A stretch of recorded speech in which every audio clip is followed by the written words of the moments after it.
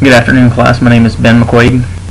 I'm a K-9 handler in the United States Air Force, and today we're going to talk about why I have one of the better jobs in the military. In my opinion, it is the best job in the military. To understand why it's the best job in the military, you need to know a little bit about it. So today we're going to discuss the day-to-day operations of a K-9 handler, the good sides of being a dog handler, and also some of the bad sides of being a dog handler.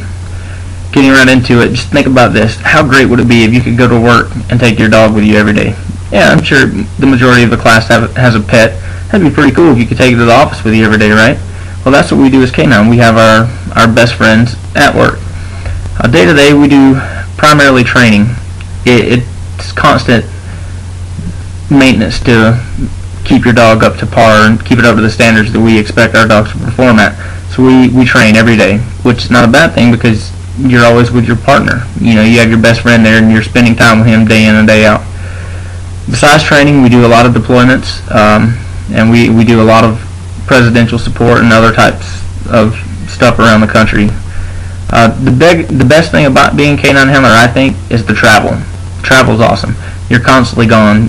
Basically, you're home station, you're doing your little training and your work stuff, and then you're training to deploy and or to travel around with the president or other dignitaries.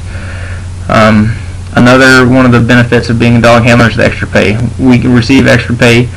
We receive an extra clothing allowance, and along with all the travel comes travel pay and per diem and different stuff like that. So it's very easy to make upwards of $5,000–6,000 a year extra just being a dog handler versus a normal military guy. The negative sides of K-9 are basically the same as the good side. Travel, even though it's great, it makes you a lot of extra money. It can wreak havoc on your family, especially the short notice travel, which we experience a lot in K-9. It's not uncommon to receive a phone call from your supervisor at work and say, hey, you need to pack a bag, you're leaving in 15 minutes. That can be a real struggle or challenge with your family. Along with the negative aspects of travel, the other big negative in being K-9 is that it doesn't last forever. In the Air Force, once you go K-9, you can only stay K-9 for a certain amount of time, and that depends on how fast you progress through the ranks. Once you make the rank of E6, then you're pretty much done working a dog. So you can promote yourself out of the job really quickly.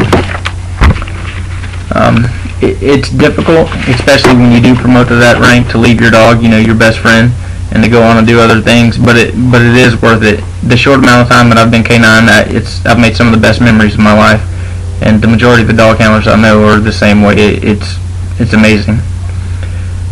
But as we discussed, we talked about kind of the day-to-day stuff. We talked about the good. We talked about the bad. I would highly recommend it to anyone in the military.